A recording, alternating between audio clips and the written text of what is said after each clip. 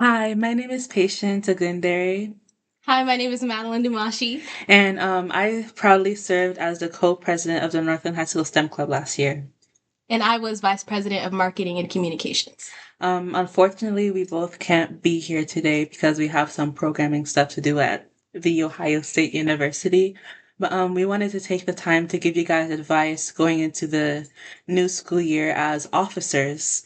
But first off, we wanted to talk about learning how to balance academic life and other extracurricular activities with STEM Club.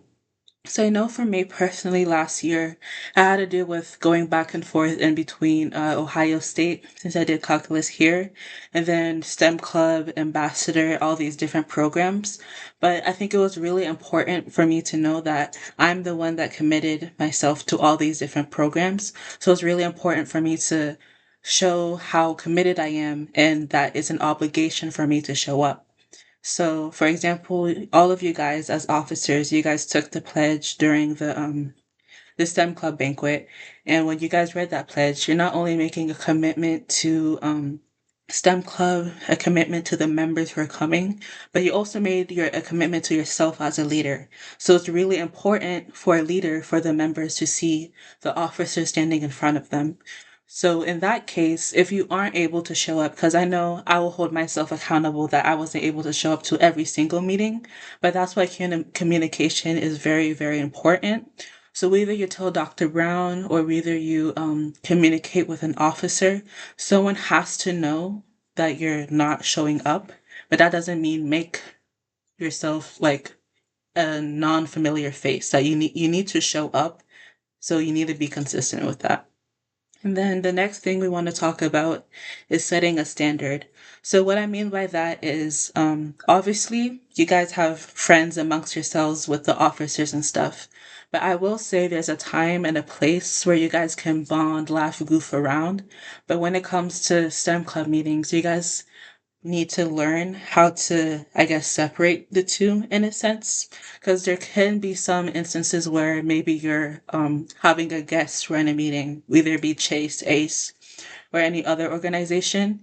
And if the guests are trying to run the meeting and the STEM club members see like officers laughing or goofing off amongst themselves, they look up to you guys. So they might assume like, oh, if the officers are, chatting or whatever, they can join in. And that's not the kind of I guess norm that you guys want to set. Um Oh, can I add something?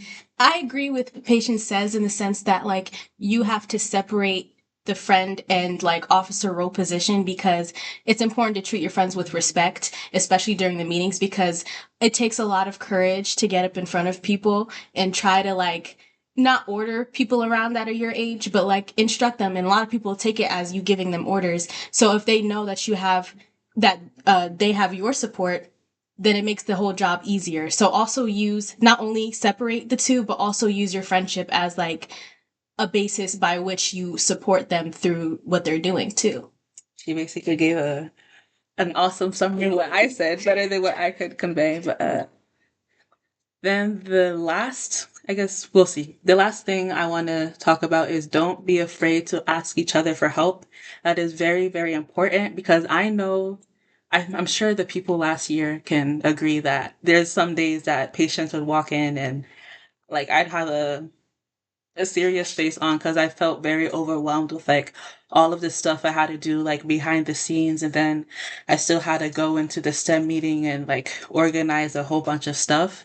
But I think the main problem was is I guess I wanted things to be done a certain way, and I felt like if I put this burden on somebody else, they would also feel pressured. But I don't want anybody in the STEM club to feel that way. Whether you're a co-president, whether you're an officer of recruitment and retention, or even if you are on the executive board, all of you guys, which you're over 20 officers, which is amazing enough, all of you guys should be able to rely on each other, and you really should. Because STEM Club, as Dr. Brown says, we are a family. So you can go to one another. You don't have to be buddy buddy best friend like, me and Maddie are, but you can obviously go to them and share your burden. You can like talk about like how to organize stuff and like how to split the workload so one person don't feel like so overwhelmed to the point that like they don't know, how to go else about it. But um I don't know if there's anything you want to add to that. Yeah, I mean, Patience said it all, but at the same time, I feel like even though Patience has left, I feel like you were an exemplary president. And don't, take your leaders as examples. Like Patience set an amazing example. And for a lot of you that are returning officers, definitely try to do your own thing, but it's okay to try to emulate people you've like looked up to in the past. I think a good place, like you said that you came in and you wanted things done a certain way, but I think that was also one of your strengths because her way was like always, almost always like on Okay. point. So be confident in you guys' skills because she was, and yeah, just do your thing too.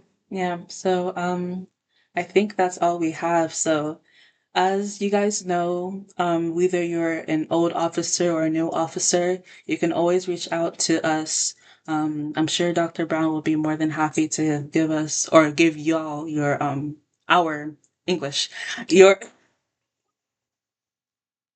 Okay.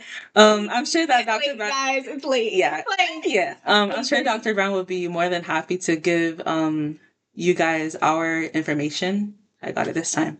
But yeah, feel free to reach out. We'll be here at Ohio State chilling, slaving away on assignments and stuff. But have fun, guys. bye. We miss you guys. Mwah, mwah, mwah.